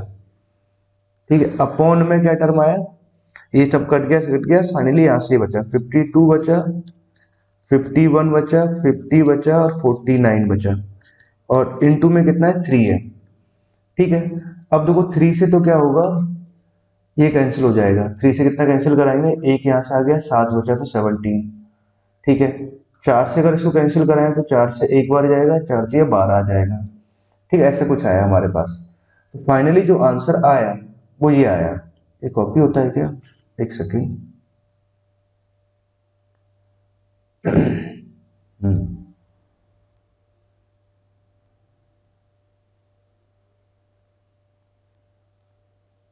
मतलब मैं इसी आंसर को ले लेके चल रहा हूँ। फाइनली हमारे पास ये आंसर आया है ना।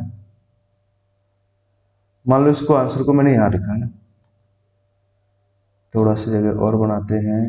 क्या लिखा, क्या आया और क्या लिखा,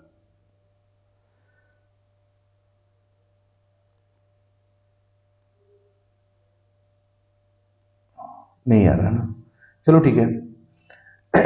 तो क्या क्या आ गया एक बार देते हैं, n-1 बचा 52, ऐसे कुछ बच रहा है ना, ये ऊपर वाले पार्ट में था। एक सेकेंड, यहाँ से ये लो, मैं यहाँ लिखता हूँ ना, एक बार फिर से लिख लेते हैं। n-1 आ गया, यहाँ तक की बात ठीक है। यहाँ से n कॉमन, मतलब माइनस साइन कॉमन लेते तो n-52 और n-51, ऊपर ये टर्म आया।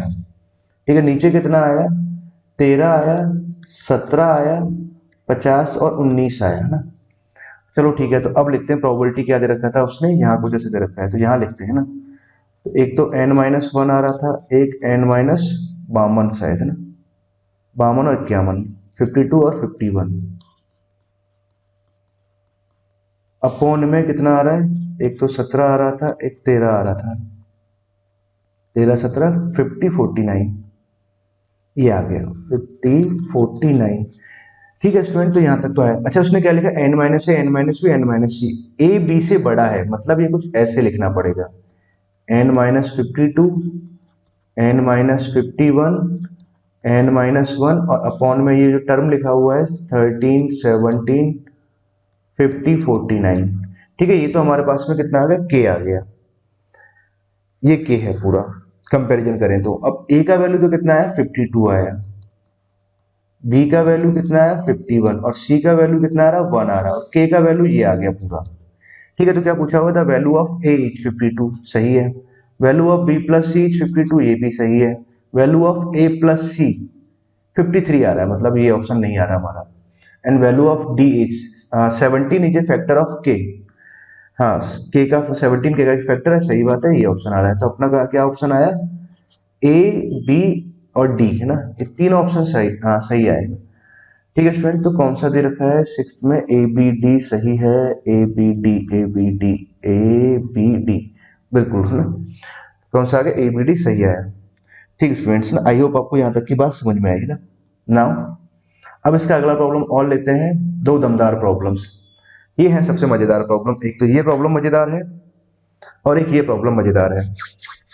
ये काफी टाइम लग गया है ना ये सब कैलकुलेट कंप्लीट करने में ना, तो अब समझते हैं ना, दोनों प्रॉब्लम्स करते हैं फटाफट से ना। क्या दे रखा है हमारे पास में, k l m n are four distinct unit vector. पहले तो यूनिट वेक्टर में सबका मैग्नीट्यूड 1 दे रखा है और साथ में कुछ ये चार वेक्टर से रखे हैं। ये कंडीशन दे रखा है k dot l dot m dot k, l dot और ऐसे कुछ दे रखा है।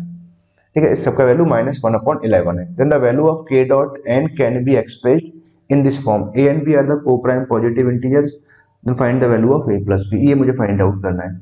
अब समझो स्टूडेंट कैसे सॉल्व करेंगे, तो पहली बात तो आपको इस बात को ध्यान रखो कि भैया ये चार वेक्टर्स हैं, तो चार वेक्टर्स हैं इन ए स्पेस, इसका मतलब किसी भी एक वेक्टर को रिमेनिंग थ्री वेक्टर्स के फॉर्मेट में लिख सकते हैं।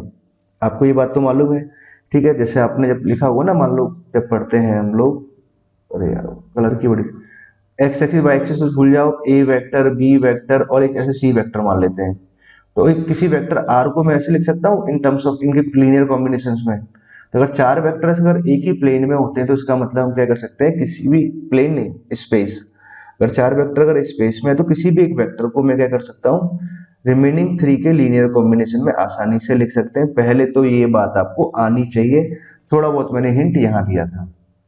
ठीक है, अब कैसे करना है, के को लिखूं या एल को लिखूं, किसी को भी लिख सकते हैं, कोई खास फर्क नहीं पड़ता। बट मैंने क्या देखा कि यहाँ पे एल एल डॉट और एल डॉट, एल के बारे में थोड़ी ज्यादा जानकारी है ना, या एम के बारे में भी ले सकते हैं, किसी को भी लिख दिया। मान लो मैंने एल वेक्टर बराबर लिखा, ठीक है, x times of m vector plus y times of n vector plus z times of k vector, कुछ ऐसे लिखा। ठीक है, यहां तक की बात, इतनी बात हमें समझ में आई, ऐसे लिख सकते हैं। अब क्या है, आगे की जानकारी हमें इनके डॉट दे रखे हैं, तो एक काम करता हूं, पहले मैं इसका एल के साथ डॉट लेते हैं। एल के साथ डॉट लेंगे तो इसकी वैल्यू तो 1 आ जाएगी, एक्स। एल के साथ डॉट लेंगे तो एल डॉट एम का वैल्यू कितना आ रहा है, -1/11 आया, तो हमने यहाँ -1/11 रखा। वाई, ठीक है, एल के साथ डॉट लिया तो कितना आ जाएगा, अगेन एल डॉट एन आएगा तो वैल्यू कितना आएगा, -1/11 आएगा। प्लस जेड, एल के साथ डॉट लें तो एल डॉट के का वैल्यू कितना आ रहा है, -1/11 आया। एक बात तो ये समझ में आई। ठीक है, इसको अगर भी सिंप्लीफाई करते हैं तो यहाँ से हमने क्या किया, 11 इधर भेज दिया और माइनस साइन को भी भेज दिया, तो -11 बराबर कितना है, x plus y plus z आया। मतलब इसे ऐसे लिख लेते हैं, x plus y plus z बराबर -11। ठीक, एक बात तो हमें ये समझ में आई। दूसरी बात, अब मैंने क्या किया, इसका m के साथ डॉट लेते हैं, एल डॉट एम बना, एल डॉट एम तो डायरेक्ट ही वैल्यू लिखता हूँ, कितना आएगा, -1/11। यहाँ पर x into l dot m बनेगा, m के साथ डॉट ले रहे हैं ना, सॉरी, तो यहाँ कितना बनेगा, एम स्क्वायर, एम स्क्वायर का वैल्यू तो कितना आ जाएगा, 1 आ जाएगा, प्लस का y into m dot n का वैल्यू आ जाएगा -1/11 plus z into m dot k, m dot k का वैल्यू कितना आ रहा है -1/11, ये आ गया। एक कंडीशन हमारे पास यहाँ से आई, ठीक है। अब क्या करते हैं, -1 तो यहीं रहने दिया, 11 को मल्टीप्लाई किया तो 11x यहाँ से लिखा, माइनस का y और माइनस का z आया, तो दूसरी कंडीशन हमारे पास ये आई। इन दोनों को डिब्बे में बंद किया। अब कलर भी बदल लेते हैं। अब देखो इन दोनों को थोड़ा सा सिंप्लीफाई करते हैं। सिंप्लीफाई कैसे किया, दोनों को जोड़ा, तो जोड़ने से क्या हुआ, y और z तो कट गया, इधर आ गया 2x, ठीक है, ऐड कर दिया है ना दोनों को, बाई 2x इधर, सॉरी x और 11x तो 12x आया, ठीक है, -1 और -12, -11 12 आ गया, मतलब x का वैल्यू -1 आया। कहने वाली बात ये है, अच्छा x का वैल्यू अगर -1 आया तो -1 को अगर मैं यहाँ पुट करता हूँ, एक बात तो समझ में आई कि y प्लस जेड, -1 को इधर भेजा तो प्लस का 1, y प्लस जेड का वैल्यू -10 आया। इतनी बात समझ में आएगी ना यहाँ तक, x का वैल्यू -1 और y प्लस जेड का वैल्यू -10 आया। नाउ अब काम क्या करते हैं, इसी को मैं n के साथ डॉट लेते हैं। अब n के साथ जब डॉट लेंगे तो समझो l डॉट n बनेगा, l डॉट n का वैल्यू तो कितना आ रहा है, -1/11 आया, ठीक है, -1/11, l डॉट n का वैल्यू x इंटू n के साथ जब ले रहे हैं n डॉट 11 तो कितना आएगा, -1/11 आएगा, प्लस साइन y, n के साथ डॉट ले रहे हैं तो यहाँ तो वैल्यू 1 आ जाएगा, प्लस z इंटू ये कितना आ जाएगा, n डॉट k आ जाएगा, n डॉट k, इसका तो मुझे वैल्यू निकालना ही था।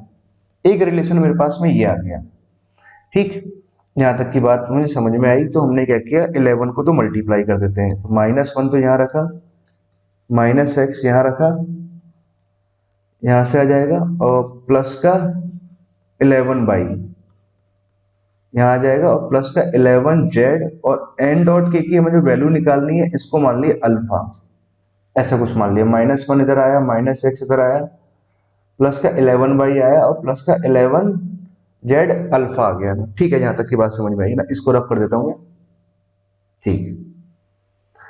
अब समझो बेटा कि यहाँ तक की बातों में क्लियर हुई है ना। अब मुझे आगे करना क्या चाहिए था, एक रिलेशन हमारे पास में ये आ गया, अब आपको x का वैल्यू पता है, y प्लस जेड का वैल्यू मालूम है, ठीक है, और मुझे अल्फा का वैल्यू निकालना है। x का वैल्यू तो चलो -1 यहाँ पुट कर देंगे तो +1 बन जाएगा। अब आपको एक और चाहिए कि y और z का वैल्यू से फाइंड आउट करना है, तो कैसे फाइंड आउट करेंगे, क्या तरीका रहेगा।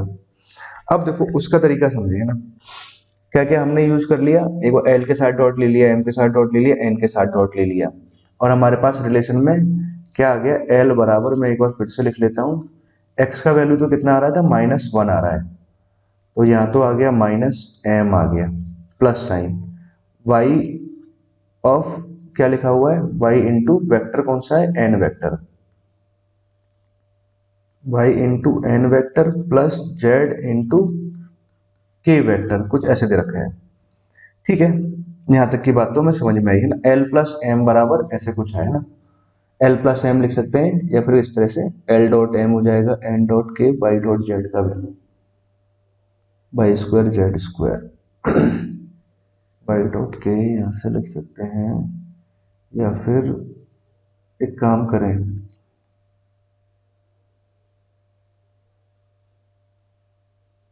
y और z में हमें एक रिलेशन और चाहिए ना, मतलब मुझे क्या करना था, x की वैल्यू यहाँ पुट कर देंगे -1, y और z फंसा रहेगा, y और z की अगर वैल्यूज निकल जाए तो आगे की बात बन जाएगी, है ना। तो आगे की बात अगर बन जाएगी तो एक तरीका आप ये समझो, देखो उस क्वेश्चन को जब सॉल्व करने का ना, जो लास्ट में जो दिक्कत आती है ना, जो दिक्कत मतलब जो टर्निंग पॉइंट आता है, वो यही एक टर्निंग पॉइंट है, अब जिसको मैं यहाँ पे आप समझाने जा रहा हूँ ना, बड़े ध्यान से समझना है इस बात को। पहले थोड़ी जगह बना लेते हैं, तो बड़े ध्यान से समझना। तो मैंने क्या किया, इसको ऐसे लिखा, l dot l minus of y dot n vector, कैसे भी लिखो ना, कोई दिक्कत नहीं ना। एक वेक्टर चलो मैंने इसको इधर लिख दिया, जेड तो यहाँ पर लिखा हुआ है के वेक्टर माइनस एम, ऐसे लिया, बोथ साइड मैंने मैग्नीट्यूड लिया, ले सकते हैं, कोई दिक्कत वाली बात नहीं है। अब इसका जब मैग्नीट्यूड, जब इसका मैग्नीट्यूड लगाएंगे तो अंडर रूट में लिखोगे आप ए स्क्वायर, तो मतलब इसका मैग्नीट्यूड तो 1 है, प्लस बी स्क्वायर मतलब कितना आ जाएगा, वाई स्क्वायर आ गया, minus of 2 times of a dot b, a dot b करेंगे तो कितना आ जाएगा, L n l dot n आ गया, मतलब इसका वैल्यू आया -1/11। इनटू में वाई लिखा, यहां से जब लिखेंगे तो कितना आएगा, मॉड जेड स्क्वायर आ जाएगा अंडर रूट में के स्क्वायर है ना, इसका मैग्नीट्यूड तो 1 हो जाएगा, प्लस एम स्क्वायर, तो इसका मैग्नीट्यूड 1 आया, minus of 2 times of Z, यहां से लिखेंगे इनटू में कितना आएगा के डॉट एम डॉट, तो यहां से आया -1/11। ठीक है, तो बाई और जेड में हमने एक ऐसा रिलेशन लिखा ना, उसका स्क्वायरिंग करते हैं। अब इसका स्क्वायरिंग करेंगे तो देखो स्क्वायरिंग स्क्वायरिंग तो हट गया, 1 से 1 भी हट गया, जो हट रहा है उसको हटाते हैं। वाई स्क्वायर इधर आ रहा है, माइनस का जेड स्क्वायर इधर ले गए, माइनस माइनस का प्लस आ गया, 2/11 बाई 2/11, और यहाँ पे भी इतने आ रहा प्लस का ना, तो एक काम करते हैं, यहाँ से तो बाई इसको इधर ले जाएंगे तो माइनस का आ जाएगा, बाई माइनस जेड। ठीक है, यहाँ तक की बात मुझे समझ में आई। अब आगे की बात और समझो बेटा, बाई माइनस जेड यहाँ से कॉमन आ रहा है ओवरऑल से, बाई माइनस जेड कॉमन ले लिए तो अंदर तो बाई प्लस जेड आ गया, प्लस का 2/11 आ गया। अच्छा, अगर आपको बात ऊपर की ध्यान हो तो बाई प्लस जेड का वैल्यू तो कितना आ रहा है, -10 आ रहा है, तो -10 तो आपने यहाँ पुट कर दिया। ठीक है, तो अब क्या है कि ये वाला पार्ट तो जीरो हो नहीं सकता, तो मतलब ये जीरो हुआ, तो मतलब फाइनली यहाँ से एक और रिजल्ट क्या निकल के आया, y का वैल्यू कितना आएगा, z के बराबर आएगा। ये सबसे टर्निंग पॉइंट था इस सवाल का ना। नाउ तो अगर ये इतना आ जाएगा तो अब देखो हमारे पास क्या रिजल्ट आ रहा था, एन वाले में अपने गए थे तो यहाँ तक y का वैल्यू कितना आ गया, y बराबर z आ गया। अच्छा, एक और चीज, y प्लस जेड का वैल्यू कितना आ रहा है, -10 आ रहा है, तो y बराबर कितना आ जाएगा, -5 आ गया, और z का वैल्यू भी -5 आया इस वाली कंडीशन से, तो ये निकाल दिया। ठीक है, अब अपना आंसर देखते हैं ना, यहां से समझो बात को, x का वैल्यू तो -1 है, तो -1 है तो +1 हो गया, +1 यहाँ लिखा, चलो लिखते हैं, -1 लिखा, यहाँ से लिखा +1, बहुत ध्यान से, y का वैल्यू -5 है तो -55 यहाँ आया, y का वैल्यू z का वैल्यू कितना आ रहा है, -5 आ रहा है, तो यहाँ से कितना आ जाएगा, -55 अल्फा आया। ठीक है, यहां से देखें तो भैया ये कितना हुआ, -54, इसको इधर लेके गए तो ये बना +53। ठीक है, अपॉन में बराबर लिख देते हैं -55 अल्फा, अल्फा को डिवाइड लगाया तो 53/-55 इतना ही आया। ठीक है, तो उसने यही बोला था, अल्फा जो अल्फा हमारे पास कितना एन डॉट के है। ठीक है, तो उसको हमने क्या मान लिया था, एन डॉट के को अल्फा माना हुआ था। ठीक है, तो अल्फा का वैल्यू -a/b आ रहा है, ए और बी को प्राइम नंबर, तो a प्लस बी इज कितना आ जाएगा भैया, इन दोनों का सम 108 आएगा। क्लियर स्टूडेंट्स, आई होप आपको यहाँ तक की बात समझ में आई। अगर आप यहाँ तक वीडियो देख रहे होंगे तो आपको मजा भी आया होगा सारी बातों को सीख करके ना, और आपको अच्छा भी लगा होगा, वाह क्या प्रॉब्लम्स है ना। ये होता है आईआईटी एडवांस, अगर आप तैयारी कर रहे हो तो आपको यहाँ तक पता होना चाहिए ना बातें, मतलब पूरा वीडियो ऐसे देखना चाहिए, ऐसे नहीं कि कुछ थोड़ा बहुत देखा, थोड़ा थोड़ा सीखा, हाँ फालतू आते हैं। ठीक है ओके, इसका आंसर मैच कर लेते हैं एक बार, बहुत ऊपर पहुंच गया आंसर, 108 आ रहा है। ठीक है, 108 आंसर आया, 108, 108 इसका आंसर ना। ठीक है, अपना कितना आ रहा था, हाँ 108 ही आ रहा है ना, सही बात है।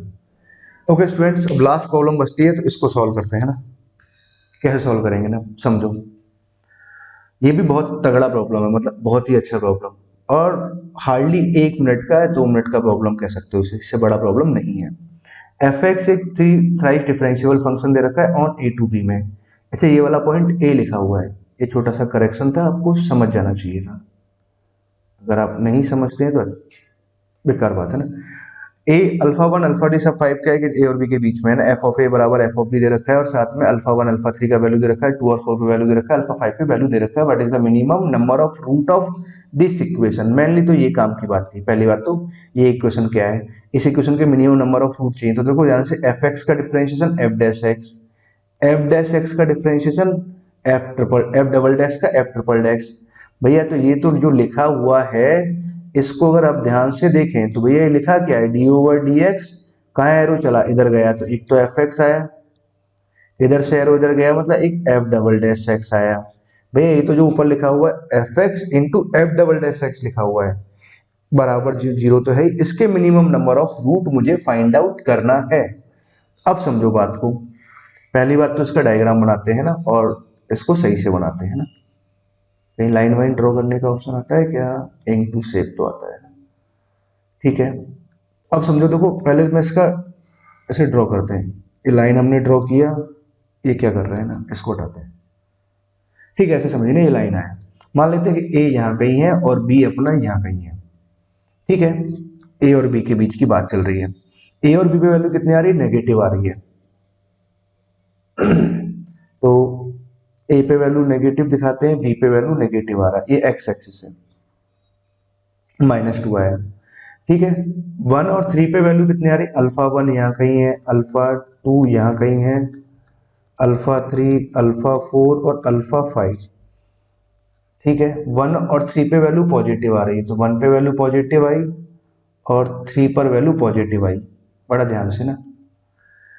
उसके बाद 2 और 4 पे वैल्यू नेगेटिव आ रही है, मतलब अल्फा 2 पे वैल्यू नेगेटिव आई और कितनी आ रही है? -3 आई। -3 आई तो बेटा थोड़ा सा नीचे दिखाते हैं ना, यहाँ कहीं। 2 पर वैल्यू नेगेटिव और 4 पर भी वैल्यू नेगेटिव, थोड़ा नीचे दिखाया ना।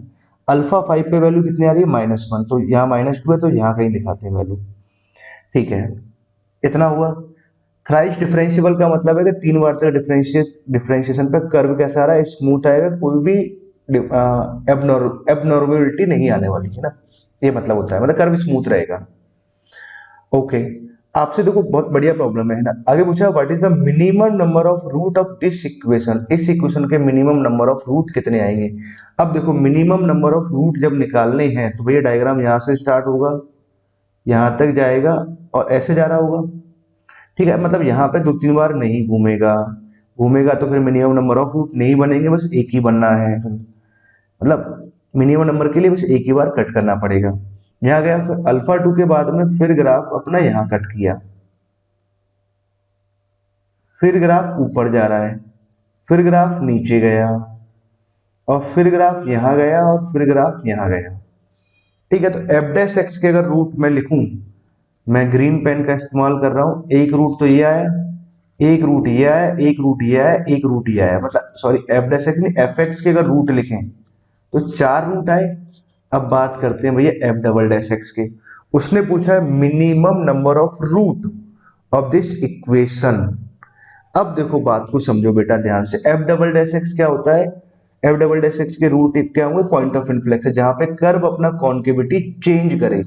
तो curve minimum number of root चाहिए, तो कर्व यहाँ पे कॉन्केव डाउन है, कॉन्केव डाउन है, कॉन्केव डाउन है, कॉन्केव डाउन है, कॉन्केव इधर भी गए तो कॉन्केव डाउन, इधर भी concave down, concave down.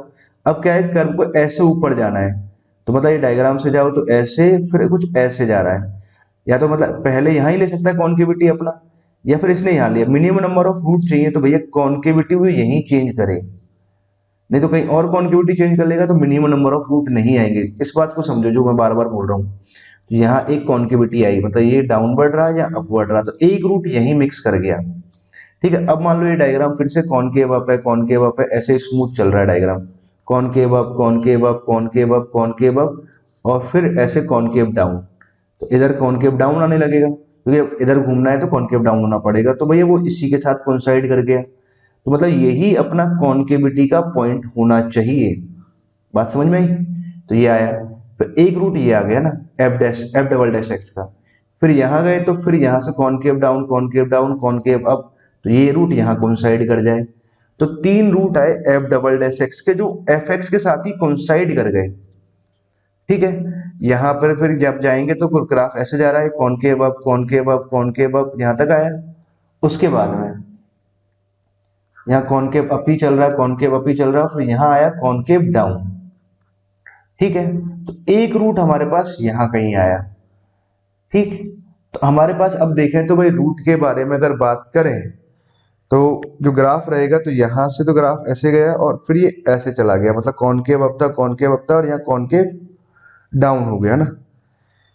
F double dash x यहाँ कहीं भी एक जगह 0 आ रहा होगा ना। ठीक है, तो वैल्यूज कितना आया, तो हमारे हिसाब से कितना है, एक रूट तो ये आया, 1 2 3 4 रूट है ना, 4 रूट तो ये आ जाएंगे। बी पे वैल्यू कितना आ रहा है, यहाँ पे -2 आ रहा है, यहाँ -1 वैल्यू आ रहा है, तो एक और रूट यहाँ आना चाहिए, 1 2 3 4। यहाँ पर कर्व ऐसा रहेगा, तो मिनिमम नंबर ऑफ रूट तो कितना आना चाहिए, एक दो तीन चार और पांच आ गया आंसर। पांच आ रहा है क्या? पांच आंसर है क्या? क्या आंसर दिया है इसका? फोर। चार आंसर आ रहा है ना, चार है ना। The minimum number of common root कितना आएगा? चार आएगा।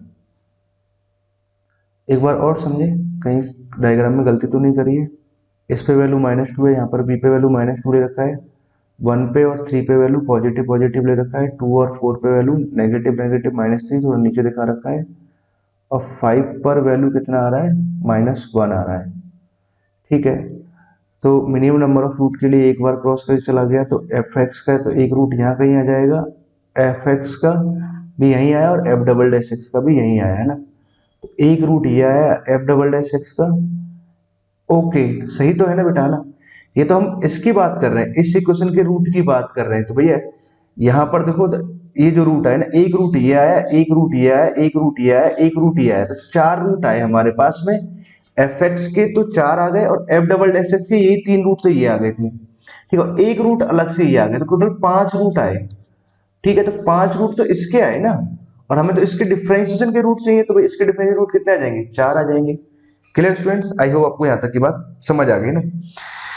ओके स्टूडेंट्स, आई होप आप सब चीजें अच्छे से क्लियर हो गया होगा। तो भाई ये भी एक रूट आना है, तो पांच रूट, चार तो यहाँ आ गए, पांच रूट ये आ गए, तो टोटल पांच तो इसके रूट आ रहे थे, हमें तो इसके एफ डैश के रूट निकालने हैं। कितने आएंगे? चार आएंगे कम से कम। ठीक है स्टूडेंट्स, आई होप आपको यहाँ तक की सारी बात समझ में आ गई है ना। ओके स्टूडेंट, जो भी यहाँ तक वीडियो देख रहे हैं, तो भाई इस वीडियो को शेयर भी करो है ना, और लोगों तक पहुंचाओ भी है ना, जो तैयारी कर रहे हैं जेई मेन की, जेई एडवांस की, जो रियल जेई एस्पिरेंट हैं, उन तक ये वीडियो पहुंचना चाहिए ना। Okay students, thank you.